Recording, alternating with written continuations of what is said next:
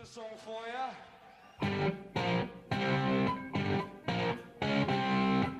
You're listening to Deep Purple Smoke on the Podcast. I will do one episode for each song the band recorded in the studio. However, this is a fan podcast and not band endorsed. It's more of a tribute to their long history, well beyond just the hits, and my way of giving something back to a band that has given so much to me. Let's dig in!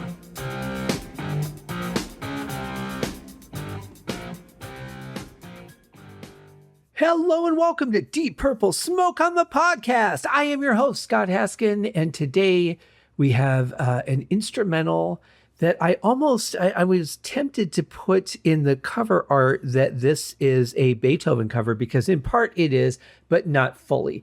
The opening section is Beethoven's Seventh Symphony, second movement, which personally is a very important piece of music in my history, both as a lover of music and as a composer. But I am actually covering the Seventh Symphony on the Haskincast podcast. Movement 1 should have aired by the time this comes out, because I'm recording this about a month ahead. So that would be my first February episode, the first Wednesday of February, and then the first episode of each month. Unless there's an interview or something I have to air on a certain date, the first episode of each month for the next 3 months will be a different movement from the Seventh Symphony. So the first week of March will be movement 2, which is what this piece that we're going to talk about in a minute covers. And then April and May will be movements 3 and 4.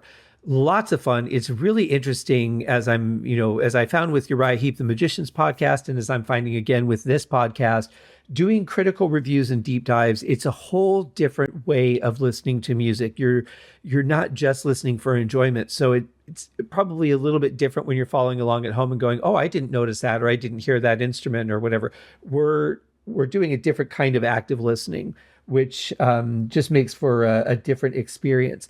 In any case, it's all very enjoyable any way that you look at music, but listening critically, you just find different things in it than you would as a casual listener. Sometimes as a casual listener, though, I feel like you get to know a certain part and your brain kind of goes, okay, but what else does this piece of music have to offer? And you'll like mentally seek out maybe some of the layers, but most of the time you're following the main melody, or you're following the vocal or the drums or whatever it is that turns you on about that piece of music. So very interesting experience. And before I forget, because I should be doing this more often and I don't, if you're interested in supporting the show, please join the Patreon. There is a link in the show notes for that as well. And it is not required. The episodes are free. It's not going to get you any bonus content or anything like that. Some shows offer that, some shows don't. I will give you shout outs on the show, but keep in mind, I am recording 4 to 6 weeks in advance of a show coming out. So if you join the Patreon today, it'll be a little while before I record an episode, since you have joined. But it would be much appreciated if you'd like to support the show. It does cost me time, and I have, obviously purchased all of the music. So that would be appreciated, but again, not required. As long as you're enjoying the show, that's the most important thing. And maybe you're discovering some songs that you didn't really give a chance to, or a time in Deep Purple that you didn't really give a chance to, or maybe a song that you'd never heard before. Hopefully that's the case anyway. It's all about spreading the joy of music, making people, not making them, that sounds so forceful, but, hopefully generating interest. That's the thing. And hoping to help you discover new music. That's what it's all about. So let's get into today's song. This is a combo. We're doing this one today, and then in the next episode, I'll do the second half, which is a cover of the Beatles song, We Can Work It Out. Today we're covering Exposition by Deep Purple, inspired by Ludwig van Beethoven.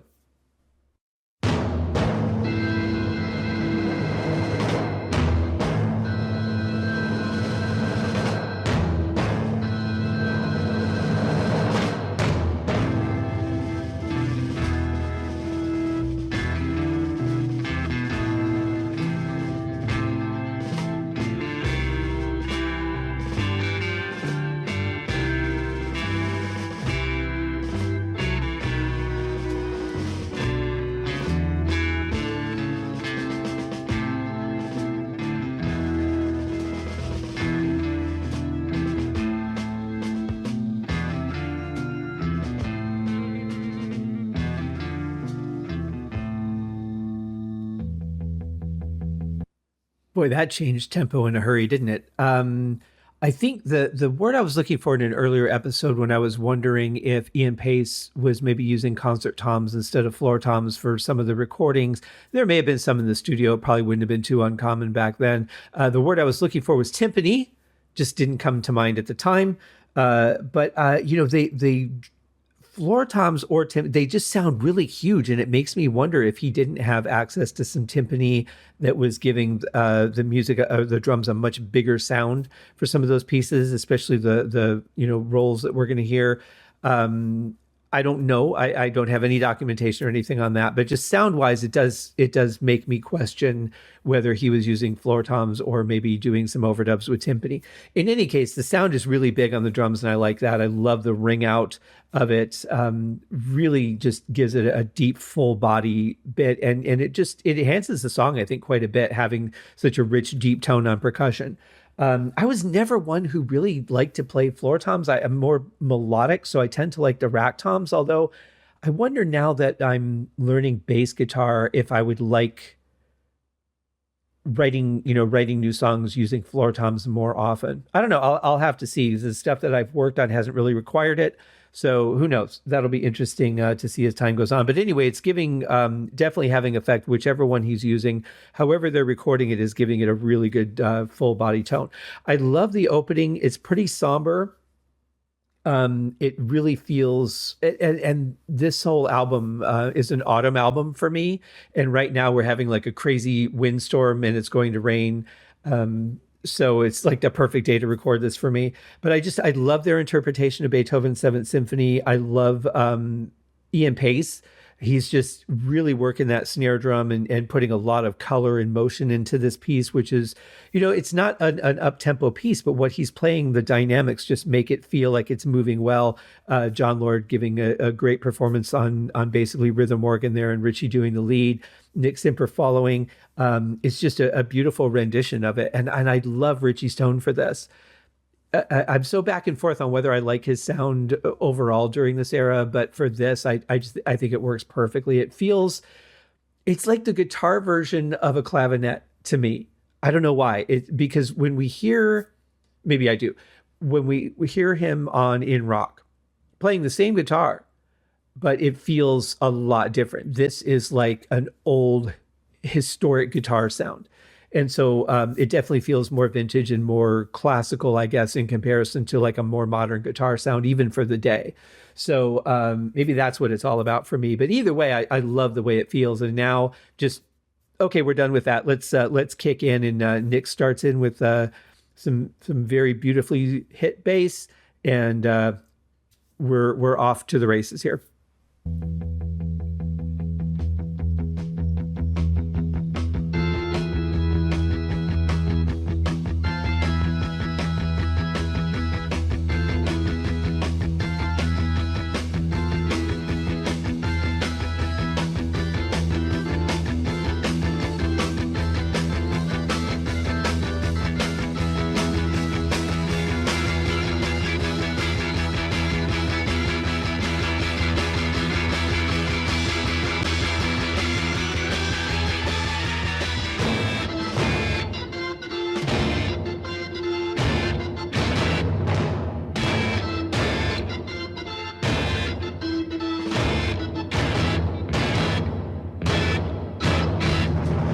Listen to those drums ring out. I mean, that really sounds like it has to be timpani. It just does. I don't know that I've ever heard a floor tom ring out quite like that before.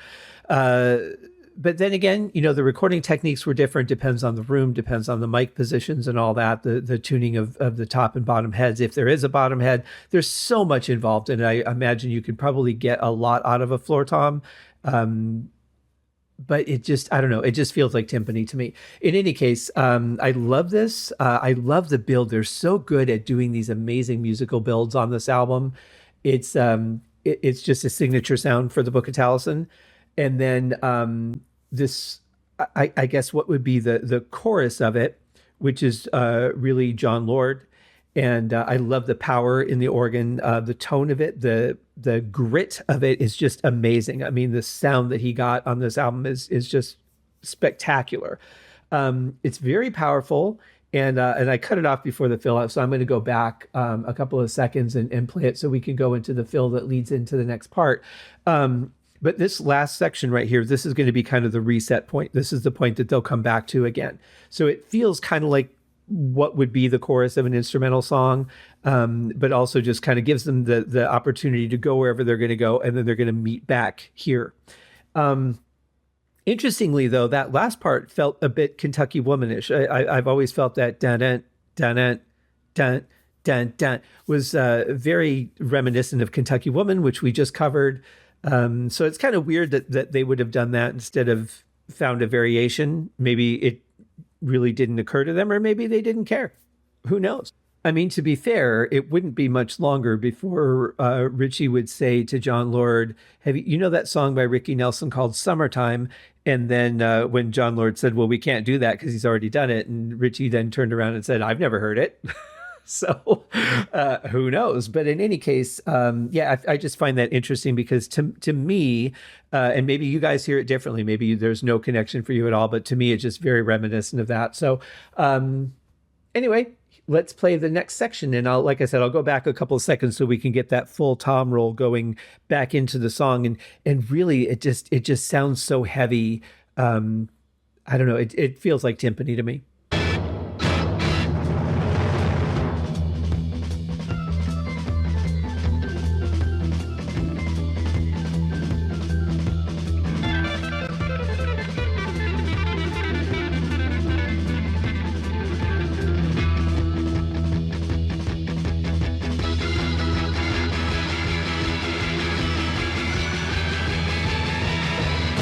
I really wish this was a full song on its own. I would love to see where else they might have gone with this. It's just so powerful. The impact is amazing. I love it. I love this little trade-off with John and Ritchie on the melody there. But I love that Ian Pace has switched to this little gentle gallop. You know, you hear the kick drum. It's a little bit punchier than we normally hear it. It's cutting through a little bit better. And then there's just this gentle playing on the snare, which is similar to what he would do live during Space Truckin'. Just a very similar type beat during a part of it that we hear in some versions of it. It depends really on the version because he changed it up a bit. But I just love the feel of this. And then again, the build, the power that they put going into this next section again, this, sort of chorus section is just really amazing. Just for 1969, the power in here is just incredible.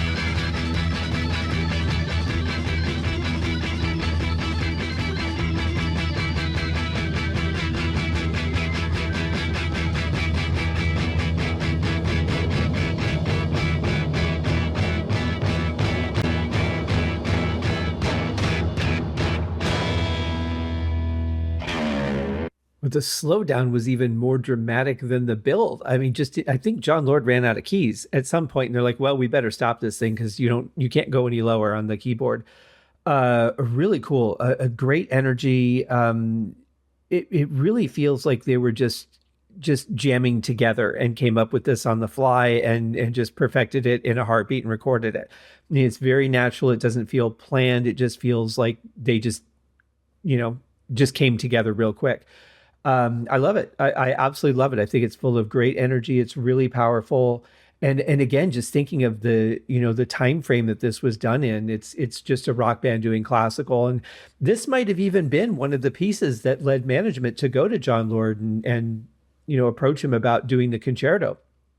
I think this certainly shows that ability, and then maybe also led to April and things like that, which we'll cover on the next album. But whatever the case, this piece as it is, I wish there was more to it because I just enjoy it so much. And but there's not. This is where it turns into We Can Work It Out. Very interesting and smooth transition, I have to say. But we'll cover that in the next episode. In the meantime, there is a Facebook page for Smoke on the Podcast. Links are in the show notes. You can also find me on Blue Sky. Listen to my other shows, Uriah Heep, The Magician's Podcast, as well as the Haskincast podcast, where we will get into more of Beethoven's Seventh Symphony. I have covered some of the Deep Purple albums. I won't be covering any more on that show, obviously, because I'm doing this show. That would be weird and redundant. Although it'd be interesting to go back to the shows that I have covered after I cover those songs on this episode or on this show and see how my feelings might have differed in the moment. Because it's all about how I feel about something in the moment that I'm listening to it. Which, that's always interesting because your feelings won't always be the same. It depends on a lot of things, and critical listens bring out different things. And even when I'm doing them on Haskincast, because I wasn't really doing critical listens on that show, I would play like the first minute or so and maybe another spot or two in a song that stood out. But for the most part, I would just talk about the song, play the first minute, and here, we're going through the song. So it's a completely different experience. But anyway, follow me on those shows. Check out the Deep Dive Podcast Network. You have shows like And the Podcast Will Rock, which is all things Van Halen, going into the solo efforts of the various members of the band. You've got the Deep Purple Podcast. So many other great shows. Check that out at deepdivepodcast.net, I believe it is. And you guys have yourselves a wonderful day. We'll see you in the next one. Cheers.